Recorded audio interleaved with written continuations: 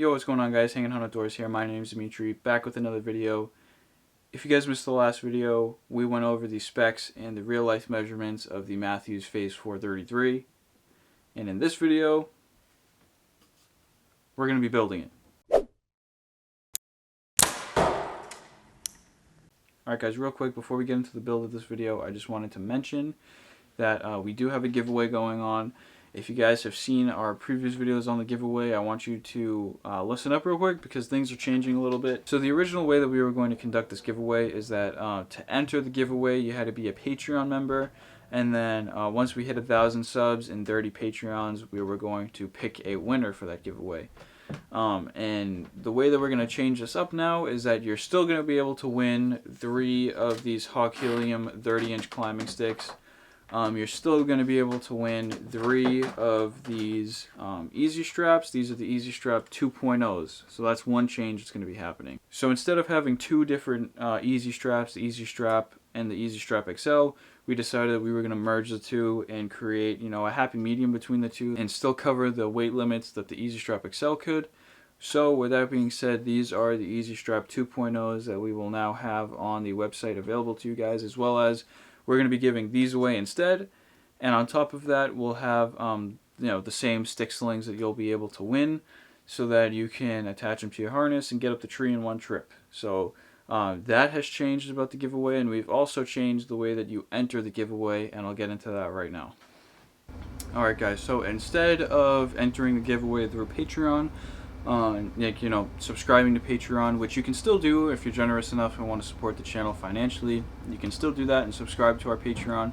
However, to get entered into the giveaways, we figured it would be more ethical and logical to have a raffle ticket system on our website. So when this video is posted, there will be a link in the description below where you can head over to our website and get yourself raffle tickets to win this giveaway. Basically, it'll work just like a raffle, and we'll have a set amount of tickets. There's not going to be like a timeline or deadline. It'll be when those tickets sell out. That's when we'll draw the giveaway winner. Obviously, the more tickets you buy, the better probability you have of winning. So just keep that in mind.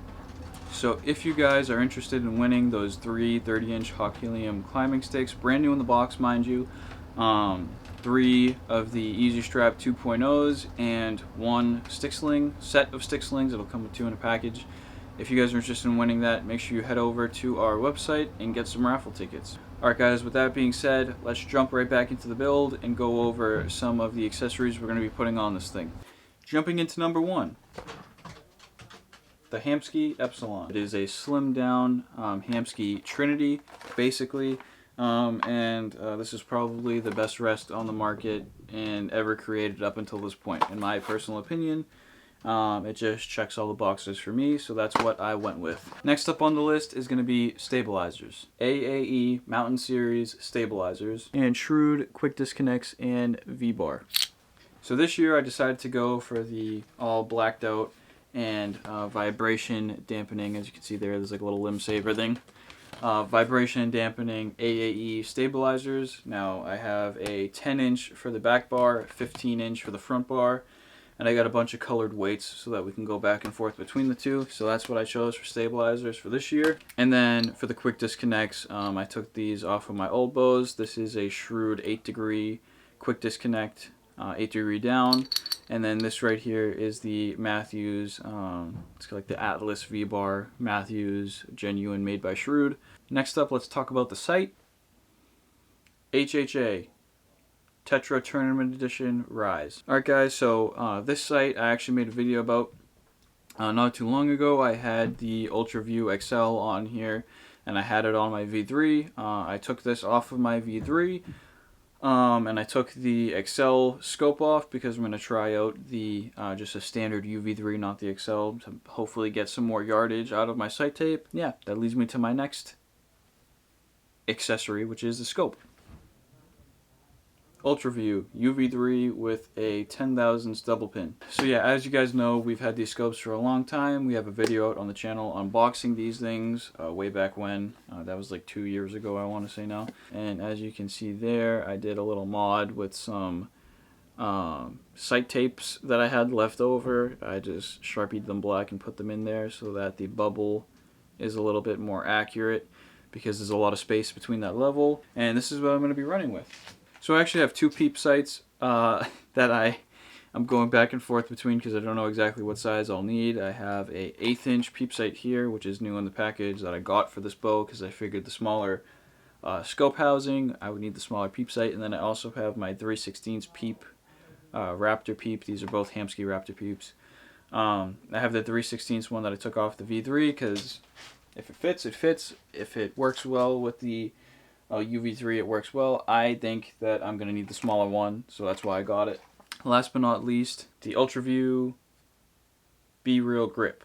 I'm not a huge fan of the rounded over Matthews Engage grip. It's definitely one of the better ones that they've had, but the rounded over feeling, you know, I just feel like when my hands get sweaty, it kind of slips in my palm, as well as it's not super consistent for me because that rounded feel, I can't, you know, pinpoint where it is on my palm. So this thing is squared off.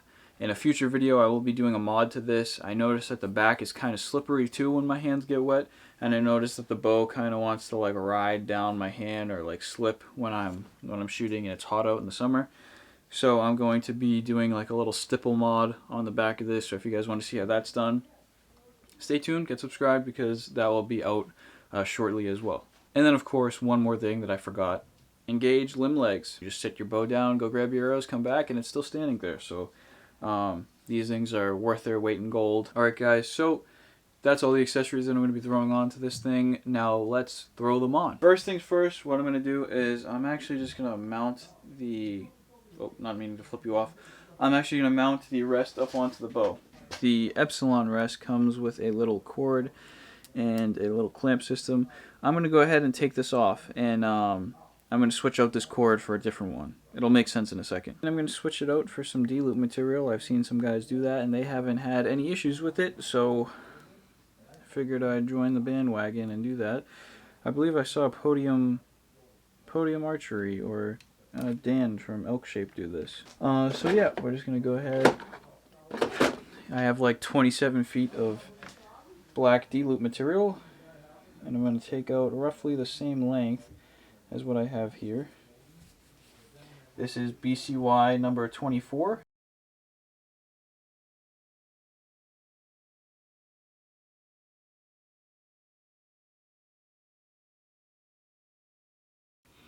So I get set up like that. And now I'm actually going to run over and tie this up on my bow press and stretch it out. I saw MFJJ do this, good idea.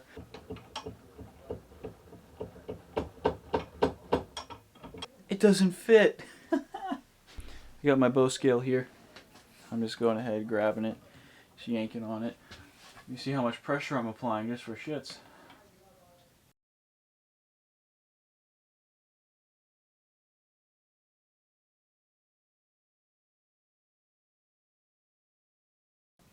Let's go over, install this back on the rest, get the rest bolted up.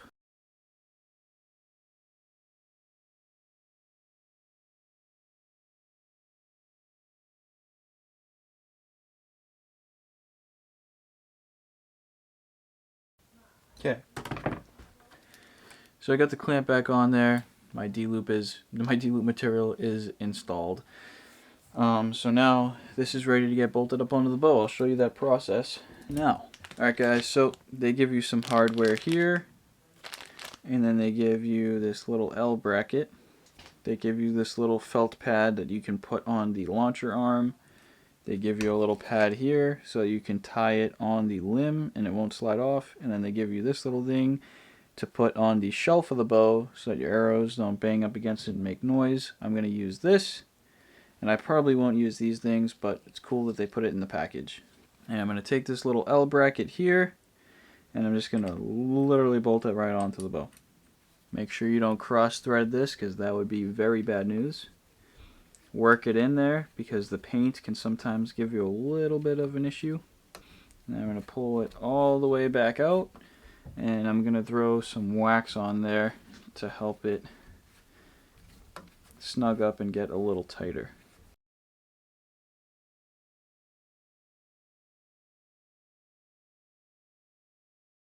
This is just going to help lube it right up. It'll go in there nice and easy. You won't feel that like thread scratching sensation anymore.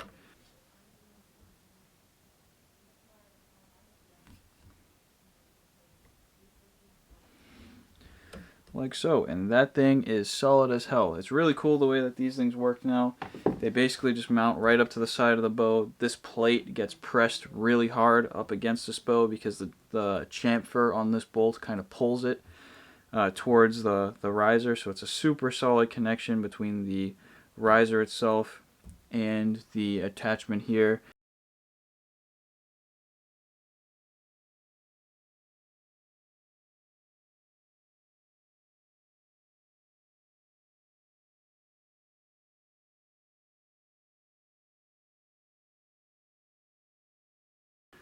Just going to tighten them up enough, which that is enough. As you can see there,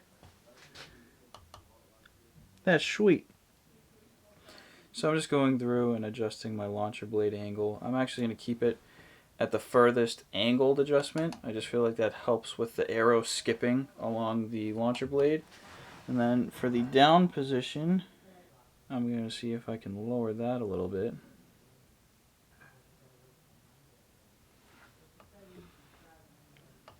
Like so. That clears pretty much everything and gets pretty damn low and does not make contact with my riser, which is nice. That's almost perfectly flat. So that's what you want. Alright guys, so next thing that I'm going to do now that I have this all mounted up and tightened up is I'm going to go ahead and take this little piece off here. And my reasoning for that is because this is really more for like a target setup. It's not really meant for you know, like a hunting application, because the arrow can like bounce around on that, and it's a hard plastic, so it makes some noise. And then I'm actually going to take this little like rubber arrow shelf holder, and I'm going to stick it right to the front of the riser here, right around here somewhere. And that will be afterwards, and that'll just hold the arrow. You know, I can hold it up against the shelf and stuff, and it's not going to make noise. And it'll serve the same purpose as that, just not be in the way, and it won't make as much noise as this thing does.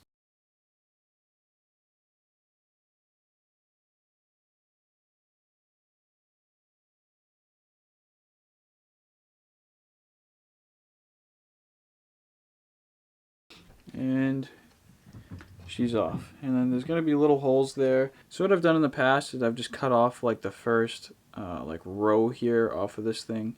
And then I take it and I stick it down on top of that just to cover the holes. You could also use the felt. So now I'm going to go ahead and install the back piece here, making sure that I have plenty of slack in the system so that I can adjust my rest up and down, you know, and get my arrow level and center in the burger hole. Alright guys, so this right here is the yoke of my down cable, and I have my Hamskea limb cord here. And what I'm going to do is I'm actually going to tie it through here. Now this is basically essentially the same as tying it on your actual limb, like the axle of your limb, because this will move the same amount as the axle of your limb. Alright guys, so as you can see I have it tied here onto the yoke system, and up here I took some of the slack out of the clamp, but I'm not going to go ahead and cut this yet. I'm just going to leave it as is for now. Now one thing to keep in mind with these rebound dampeners, as you can see I got it as close as I possibly could to the bottom knot here, and the reason why I did that is because the closer that you can get it to the bottom or the top, the less oscillation it's going to have, which is this motion, and that's just going to give you less vibration and overall a quieter shooting limb driven rest. So at this stage I'm actually going to go ahead and take it out of the vise, throw it on the bow press, and put the peep sight in roughly where it needs to be. That way I can go ahead and put my D-loop on and get that all set up afterwards. Just so I don't have to keep popping it in and out of the vise and having to re-level it, I'm just going to throw the peep in now, and then I can go ahead and level the bow and I won't have to touch it again. Alright guys, so Matthews is nice enough in zebra strings to put this little piece of material in here, and when you have a solid color string like this black, this actually separates the string when the string is made, so you want to make sure you keep this in here. And you want to make sure you don't lose this or lose the placement of this in the string bundles, because if not, your peep sight can start to twist prematurely and things can go bad. I'm going to go ahead and throw in a 1/8 inch Hamskea peep sight, just because I have a feeling that that's what I'm going to need based off of the UV3 scope size. I just feel like an 1/8 inch is a good way to go.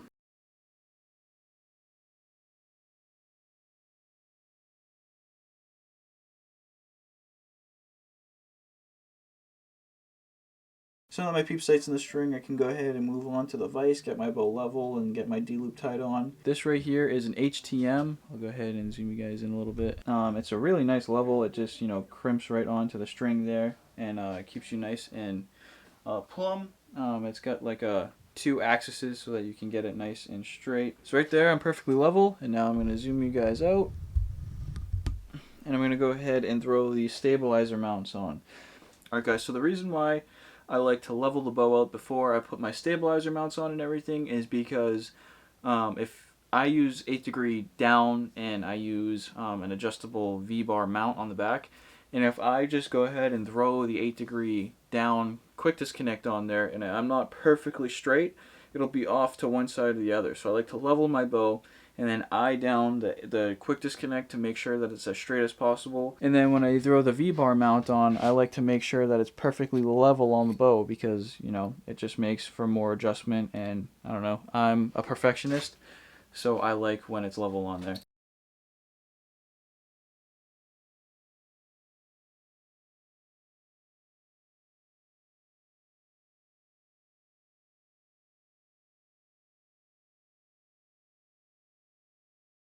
Alright guys, so before we can put the sight in, we're going to have to go ahead and mount up our UltraView scope onto the HHA bar. You take the cartridge, like the hunting cartridge, out of the back of the UltraView scope, and then that gives you access through there to this little like notched out area here. You go ahead, you get it lined up.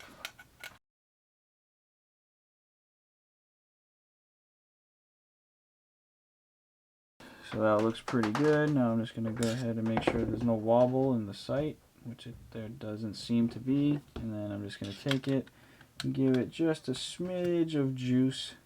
And that sight is solid on there. It's easy as that. And I can go ahead, plop my hunting cartridge right back in there, tighten her down. And that is how easy it is to install your UltraView on the HHA sight block. Alright guys, so we got the bridge lock system right here. This is where the sight will just slide right into the bow. I'm going to go ahead and make sure that my screw is loosened up. We'll slide right in, and now you can choose where you want this to go. And that should be good. That sight is solid as ever. You won't have to worry about your dovetail, your sight block, or the little knob ever coming loose. This thing right here just tightens down and it's good. So last night I left off, we put the HHA on, we adjusted the second axis of it, and after further inspection I was looking down the bow over here and I noticed that my sight scope is about an inch to the left where it needs to be. Completely forgot about that because I'm using the bridge lock now. It shifts everything over a ton.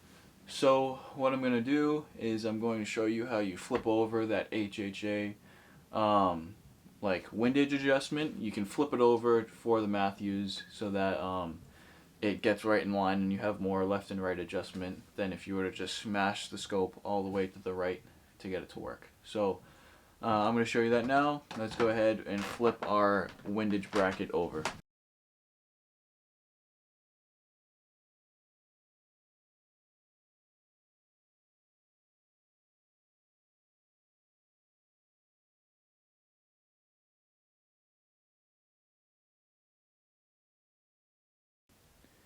Roughly in the same spot. Now I don't know where my 20 yard is going to start here, so I'm not too worried about setting it in the exact same spot because different bow, different poundage, everything like that. I'm just going to make sure that I get this snug down. And then I'm going to go ahead and throw this little sight block back on right in those same holes.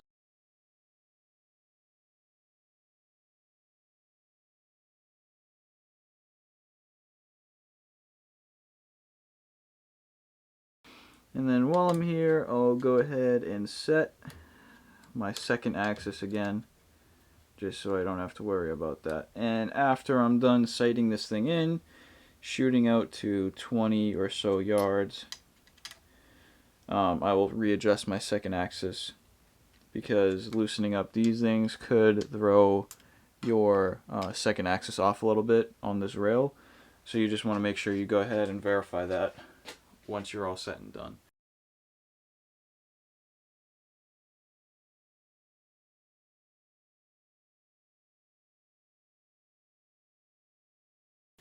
Right there, my second axis is as good as it gets, so I'm happy with that.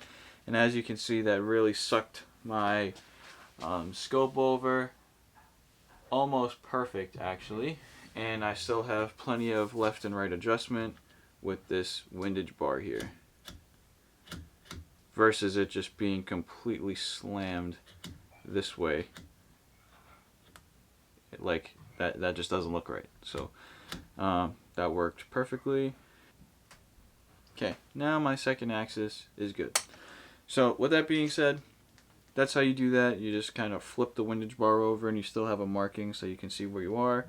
All around, a pretty cool system so that you can scoot your sight over and your scope over so you're in line. Now that Matthews has this new bridge lock system, it just shifts everything over so that you have that adjustment for your left and right, which is pretty cool. That being said, let's go ahead and move on. And now that that's done and the bow's level, we can get our D-loop on. Alright guys, so the bow is nice and level. We got everything perfect, as good as it's going to get. Second axis is done. Now we're going to go ahead, take the level off, make sure that our vise is nice and tight, and we are going to work on getting our D-loop tied in. Now, when I tie my D-loop in, keep in mind I'm tying this in for my 4mm Axis arrows, but I will be switching over to Victory RIP XV arrows soon, just for my general hunting and tack setup. They're a little bit lighter GPI, which is insane how light the GPI is. They're like 7.1 grains per inch versus mine, which are 9.5. So losing a lot of weight just in the shaft itself. And then I'm going to be loading up like 210 grains up front with broadhead and insert. So all set and done, we're looking at an arrow with vanes and everything like that right around a 435 grain arrow with some pretty insane FOC. It'll be right around, I'm guessing, 18 to 20% FOC. So crazy FOC lightweight arrows. So they'll still pack a punch. They'll still, maintain a really good trajectory and have a crap ton of kinetic energy. They almost have like 90 foot-pounds of kinetic energy. Also, I plan to go to TAC in Vermont, so that's going to be new for us this year. We're planning on that, as well as we're planning on heading to many 3D shoots this year. We're trying to get to more. Those are the arrows that I'm going to be going with, but as of right now, I'm just going to set them up with the 4mm Axis arrows, and then I will do a video retuning my bow to the 5mm arrows, just so that you guys can see that process and how it's done. But let's get right into knocking an arrow and getting it level.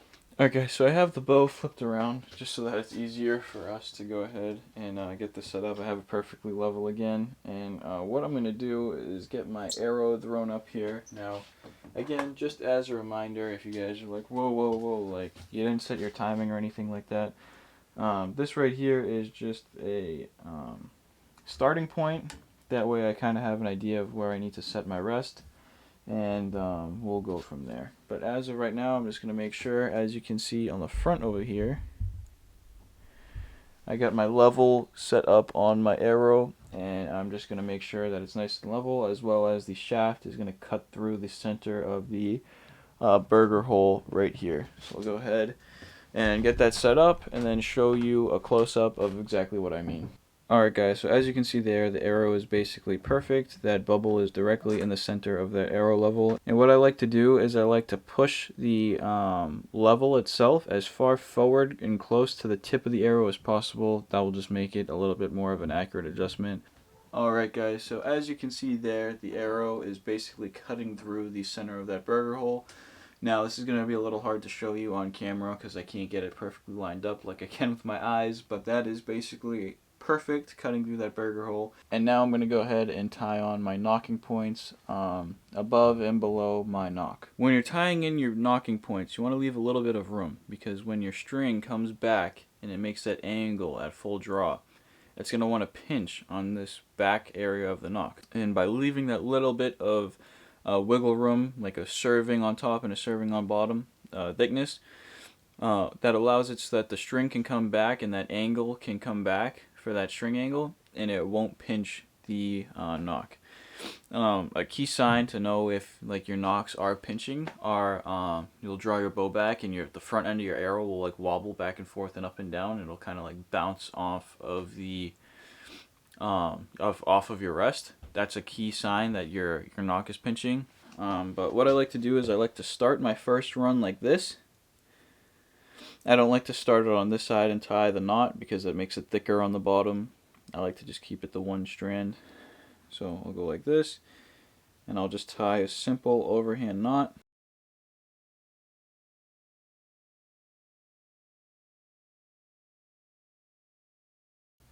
Now this is my third knot on the back, so I'm going to stop it here now.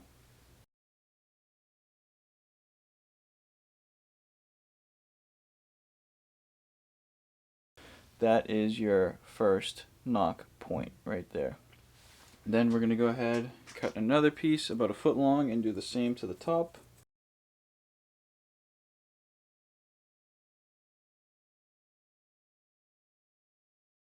And that's my square knot. And now my knocking points are tied in, and I can go ahead and cut my D-loop and put that on, and cut these and singe them down. Alright guys, so now when it comes to cutting D-loops, I actually have like a little formula that I do. When you're using a hinge release or back tension release, I like to cut my D-loops so that the end result is right around 4.5 inches to 4 3/4, and then I'll tie on my D-loop after I cut, melt, and make sure that it's all like flared out and has a nice like melted edge on there. And then if I'm shooting an index style release, I'll cut it at 4.5, melt it down so that it's right at like 4 1/4, maybe a little bit more, like 4 3/8, and then I'll go ahead and install that on the bow. So guys, this is a Scott Ascent Micro that I've been trying out. If you guys have been long-time viewers, you know that I had a Hinge UltraView Hinge 1, and then I had an UltraView Hinge 2. And then I ended up having some issues with the UltraView Hinge 2. The adjustments wouldn't stay. I kept using it, and I like to shoot it back tension because you know Hinge is a back tension. And I pulled my shoulders to get the shot to go off, and the adjustments kept coming loose, and it was like the shot would get colder and colder every single time I'd pull the bow back, and it just drove me crazy. So ultimately I ended up returning that, and I went and got the Scott Ascent Micro, and it's been working fantastic. I've been really consistent with that release, but as you can see, I got a giant mushroom on the end of that.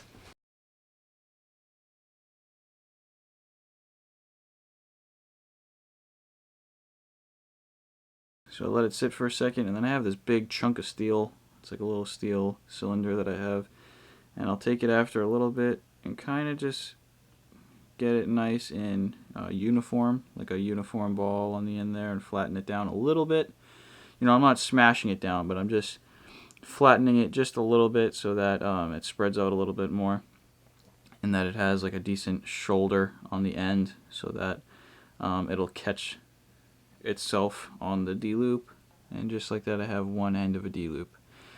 So now I'm going to go ahead and measure this out. I like a little bit of a longer D-loop personally.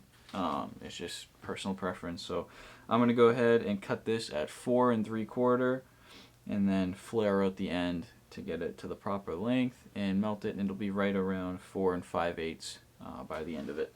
Okay, so now when it comes to tying a D-loop, there are a bunch of different ways that you can do this. I like to kind of start one end simple, and I'll come like this and get it going. So the end that is longer and the side that comes out and around to the other side of the D-loop, that's the end that you want to stick out, and you want the other end to be the balled up end that kind of acts as your stopper. You just pull that tight. You also want to make sure that if you're a righty, that the top portion is on the left side of the string. As you can see here, the loop comes around, and this is coming up on the left side of the string, this part right here. If you're a left-handed shooter, you want to make sure it's the opposite. This just basically helps you if you're shooting a hinge or a handheld release, that rotation of your wrist. It just kind of already adds some rotation to the string, so you don't have to worry about that ever causing any torque on your string. It's already kind of twisted in that direction. You slide it down, make sure it's right at your knocking point. Then you're going to take this around the other side of the string. You're going to want to go on the right side of the string now, because that's adding the twist to the string. And that's the other side of your D loop now. And when you go ahead and you hook up and you turn, it's automatically going to turn the right direction because it already induces that twist in the string. And then we're going to grab our pliers. You want to pull that tight. Now you don't want to absolutely crank on this just yet, because we might have to adjust the D loop when we are paper tuning. But as of right now, it looks pretty good. It's a decent sized D loop, and we can always tighten that more, and it will tighten up and get a little bit longer. Alright guys, so I have my bow out of the vise. I have it hooked up. If you can see here, I got my scale hanging in the background. This is OMP Products scale, and it's pretty cool because it also goes up to like 500 something pounds. So you can, check your deer weight once you get it all field dressed and stuff, which is pretty dope. But what I'm going to do now is I'm going to throw this bow up on the scale, see how it goes. These are 75-pound mods, so hopefully I'm right in that 75 to 76, hopefully maybe even a little hotter. And then while I'm doing that, I'm also going to check my timing. So basically what I'm looking for is these right here on your bow are your draw stops. They come around and they hit your cables down here. So what I'm going to be doing is drawing this bow back and just seeing if both of them hit at the same time, top and bottom, throughout the draw cycle. You want them to really hit at the same time, hit the cables. That just goes to show you that your cams are in sync or in time, and that you're not going to have any problems paper tuning. So I'm going to check the weight and check the timing all at once. Let's do that now.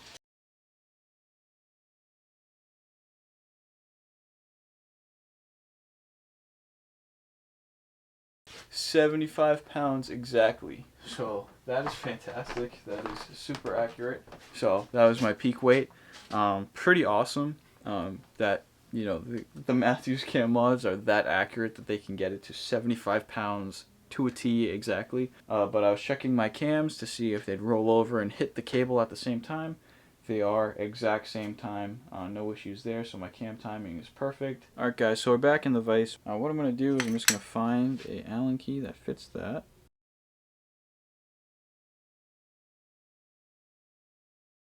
I'm going to make sure that the clamp is as far up as I can possibly get it, and then I'm going to make sure that I get a little bit of stretch in that rebound dampener, like so.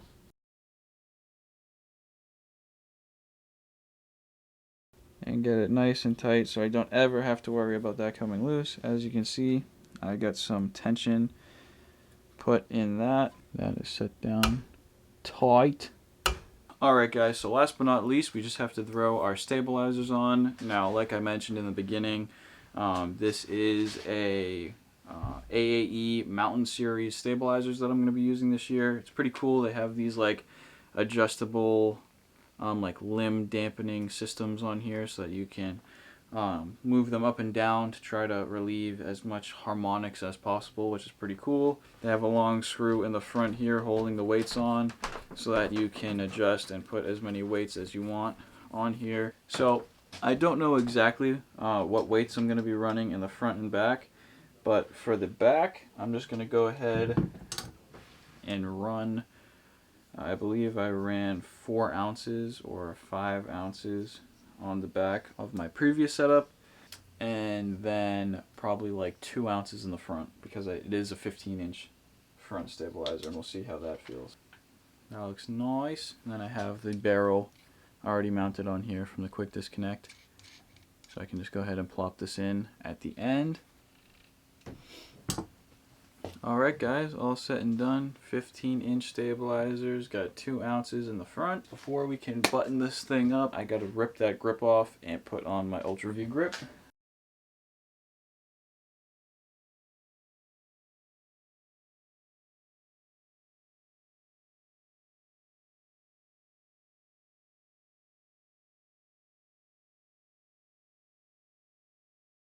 Now I can pull my bow back, put an arrow in it, and see where my peep lands and if it's at a good height, and tie my peep sight in, and then we're done. Then we can paper tune. So let's get to it.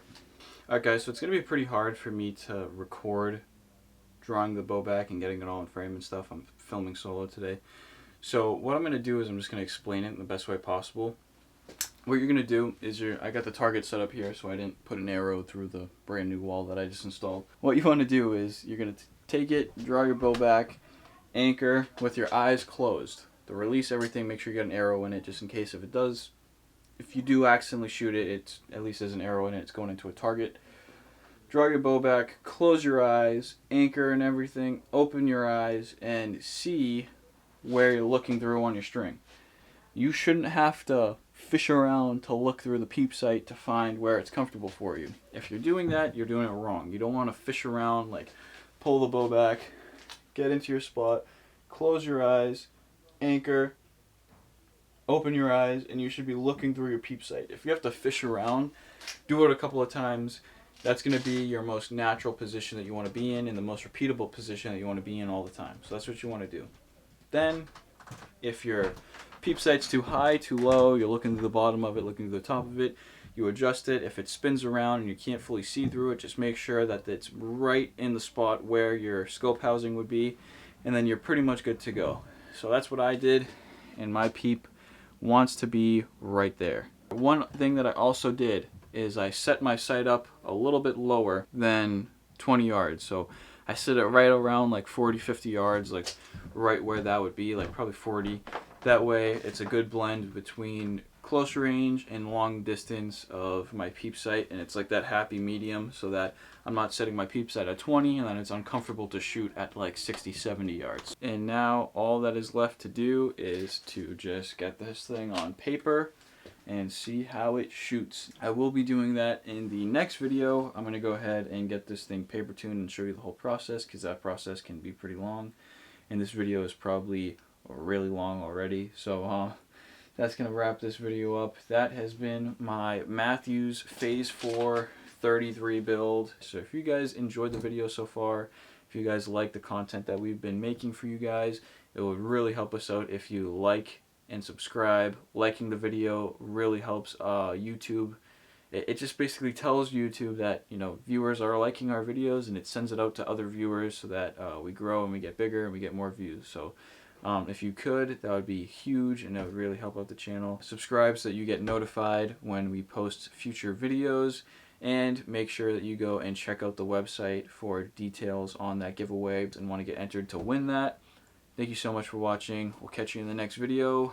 Let's get some arrows through this thing.